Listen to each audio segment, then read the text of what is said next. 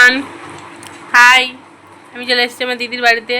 আর এই যে আমার দিদি জামাইবাবু এখানে খাতে বসেছে, আর আমি এখানে ব্লগ স্টার্ট করছি।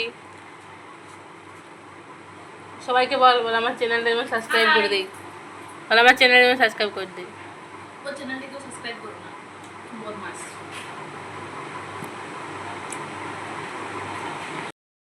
হ্যালো বন্ধুরা, আমি মজা করছিলাম। আমার বোনের চ্যানেলটা সবাই একটু সাবস্ক্রাইব করে দেবে।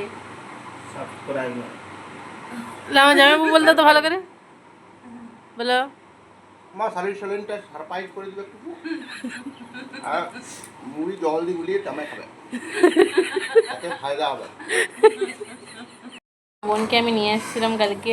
তুমি কি ভাবছো ওরকম ধরি ধরি কি করছে, কিন্তু ধরে ধরে ও কী করছে দেখবে, জাস্ট দেখতে থাকো। মাসির দায়িত্ব পালন করছে, আমার প্রচণ্ড মাথা ব্যথা করছে তো, তাই আমি করতে পারছি না। আর ওই দোলনার ভিতরে আছে এই খাজানা, দেখতে পাচ্ছ কেউ? আমার ফোনটা নিয়ে দেখা, দোলনার ভিতরে কি আছে।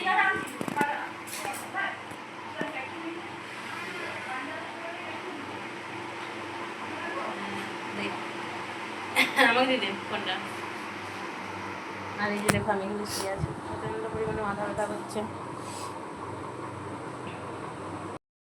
হ্যালো, তো তারপর দেখতে পাচ্ছ আমি এখানে স্নান টান করে নিয়েছি, মানে স্নান করে পর রেডি হয়ে গেছি। মানে মাথা একদম সবসময় করছে, কারণ শ্যাম্পু করেছিলাম আজ 2-3 দিন শ্যাম্পু করা হয়নি। তাহলে আর যেহেতু মানে বৃষ্টির মধ্যে ভিজে ভিজে এসেছিলাম কালকে, আর প্রচণ্ড ধুলোবালিও হয়েছিল, তার জন্য শ্যাম্পু করে নিয়েছি। এবং শ্যাম্পু করার পর আমি একটু আয়নার সামনে ঢং করে নিচ্ছিলাম আর দেখাচ্ছিলাম। যাই হোক, আমার ফোনের কভারটাকেও দেখো না, মানে ফোনের কভারে অনেক কিছু লেখা আছে, চোখ। তো হ্যালো গাইজ, এইখানে আমার দিদি রান্না করছে আর ওইখানে আমার জামাইবাবু ক্যামেরা করছে। জলদি করে আমার দিদির চ্যানেলে এই মাংস রান্নার ভিডিওটা আসছে।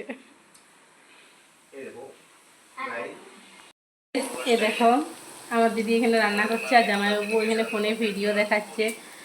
দেখতে পাচ্ছ দুজনের মধ্যে কথা না, মানে যাই হোক সেটা তোমরা বুঝিলাম। যাই হোক, আর আগে দেখতে পাচ্ছ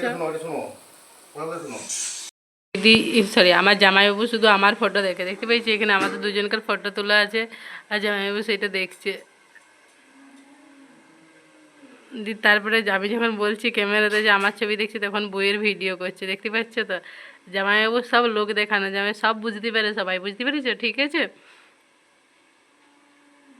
এই যে দেখো ছবি হচ্ছে, এখন বইয়ের ছবি তোলা হচ্ছে। বউ কষ্ট পাচ্ছে, দেখো দেখো কত কষ্ট পাচ্ছে। প্রায়ই একই রকম ড্রেস পরে নিয়েছি আর এখানে বসে আছি। আর এখানে আমাদের মানে আমরা ডিউটি করছি, বসে নাই, ঠিক আছে। ডিউটি ও করেনি, সেটা করছি আমি। না, ও করছিল, আমিও আমার ডিউটি করছিলাম। চারদিকে ক্যামেরা করাটাও তো একটা ডিউটি, মানে ফুটেজ। ও বলে আমি নাকি আমি আমি কিসের জন্য ভিডিও করি? পয়সা ইনকাম। পয়সা ইনকাম করার জন্য। পয়সা ইনকাম করাটাও জরুরি, কিন্তু আমার অ্যাকাউন্টে কোনো পছন্দ কোনো টাকা ঢোকেনি, সেটা বড় কথা নয়। বাট আমি চেষ্টা ছাড়বো না। এসেছিস তাই না? ক্যামেরাটা অন করছো? হ্যাঁ করেছি। তো আর যেটা আমার দিদি এখন যেগুলো শুকনো কপির তরকারি করছে, জাস্ট অসাম লাগছে। তো তুই খাবি একটু? বলিস না যে দিইনি, ঠিক আছে। তো তারপর আমি এখানে আমার একটু পুচু মাকে আদর করে নিচ্ছিলাম। আমার পায়ের উপরে ওই শুয়েছিল, আর আমি মানে সব থেকে বলছি ও হাম্পু খাওয়ার জায়গাটা হচ্ছে আমি ওর পায়ে বেশি হাম্পু খাই। এবং সব থেকে আমার মনে হয় যে আমার ঘরের লক্ষ্মীও অনেক অনেক অনেক প্রার্থনার পর আমি ওকে পেয়েছি বলে আমি মনে করি। সবসময় চেয়েছিলাম যে আমার একটু বন্ধু হবে, আমি সবসময় ওর সাথেই খেলা করব। তো যাই হোক, সেটা পূরণ হয়েছে। আর এখানে ওর বাবা মা ওর সাথে ভেলকি করছিল, আর ও এখানে কী সুন্দরভাবে হাসছে, জাস্ট দেখো। এই ফুটেজটা আমি না দিয়ে পারলাম না, কত সুন্দর হাসছিল। এই হাসিটাতে যেমন কারো নজর না লেগে যায়, দেখতে পাচ্ছ। আর এরপর দেখো হুট করে চলে যাবে কারেন্ট, কারেন্ট চলে যাবে। এরপর দেখো কারেন্ট চলে এসছে।